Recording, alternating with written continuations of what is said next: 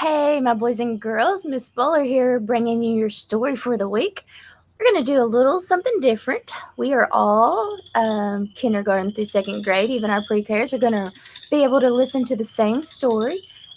And then in each grade, we will have a different task for you to do, and we'll have a flip grid, an SES family flip grid that will be open for you to record your responses so that we can see your faces even more and record what you're doing with the book. So let's get started. One of Miss Beller's favorite stories, even though you all know the story of the Three Little Pigs, or at least you think you do, there's a little secret that you need to know about the true story of the Three Little Pigs, one of Miss Beller's favorite books. So listen along, and we'll have this video for the whole week so that you can answer the questions and interact with the book. Okay, so here we go. The true story of the Three Little Pigs, told by A. Wolf.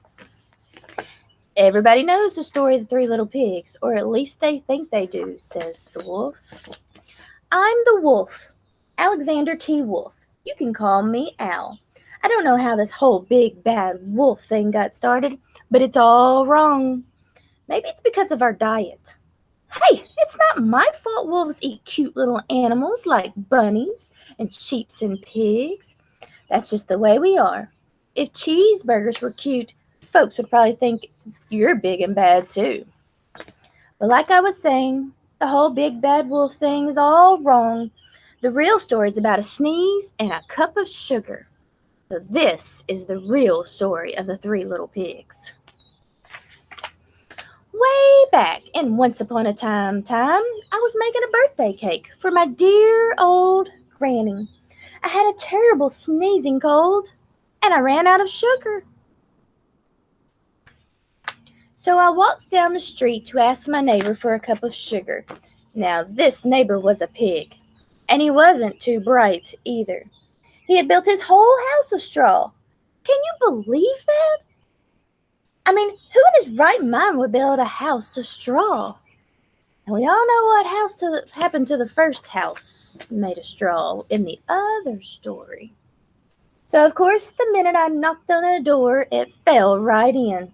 I didn't want to just walk into someone else's house, so I called, little pig, are you in? No answer. I was just about to go home without the cup of sugar for my dear old granny's birthday cake. And that's when my nose started to itch, and I felt a sneeze coming on. Well, I huffed and I snuffed, and we know what happened. And I sneezed a great sneeze. I remember right in the other story, the pig said that the wolf said, I'll huff and I'll puff, and I think you know the rest. And you know what?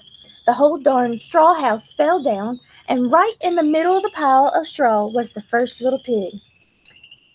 He had been home the whole time. Look, he's underneath the straw. It seemed like a shame to leave a perfectly good ham dinner lying there in straw. So I ate it up. Because remember, our wolves, what they eat. Think of it as a big cheeseburger, just lying there. He didn't want it to go to waste. I was feeling a little better, but I still didn't have my cup of sugar. So I went to the next neighbor's house. The neighbor was the first little pig's brother. He was a little smarter, but not much. He had built his house of sticks. I rang the bell on the stick house. Nobody answered. I called, Mr. Pig, are you in? He yelled back, Go away, wolf. You can't come in. I'm shaving the hairs on my chin. Boy. I had just grabbed the doorknob when I felt another sneeze coming on. I huffed and I snuffed and I tried to cover my mouth, but I sneezed a great sneeze. And you're not going to believe it, but the guy's house fell down just like his brother's. When the dust cleared, there was a second little pig, dead as a doornail. Wolf's honor. Now you know food will spoil if you just leave it out in the open. So I did the only thing there was to do. I had dinner again. Think of it as a second helping. I was getting awfully full, But my cold was feeling a little better, and I still didn't have that cup of sugar for my dear old granny's birthday cake. So I went to the next house. This guy was the first and second little pig's brother. He must have been the brains of the family because we know what he built his house of. Do you know what he built his house of? You're right, bricks. I knocked on the brick house. No answer. I called, Mr. Pig, Mr. Pig, are you in? And you know what that rude little porker answered? Get out of here, Wolf. Don't bother me again. Talk about impolite. Impolite means not very nice. He probably had a whole sack full of sugar, and he wouldn't give me even one little cup for my dear sweet old granny's birthday cake. What a pig! I was just about to go home and maybe make a nice birthday card instead of a cake when I felt my cold coming on again. I huffed and I snuffed and I sneezed once again. Then the third little pig yelled, and your old granny can sit on a pin. Yeah, the third pig is not very nice. You may need him a social contract like we have at school. Now, I'm usually a pretty calm fellow, but when somebody talks about my granny like that, I go a little crazy. When the cops drove up, of course I was trying to break down the pig's door, and the whole time I was huffing and puffing and sneezing and making a real scene. You see the picture? The cops are showing up and the wolf's blowing or trying to blow down the brick house. The rest, as they say, is history. The news reporters found out about the 2 pigs I had for dinner. They figured a sick guy going to borrow a cup of sugar didn't sound very exciting.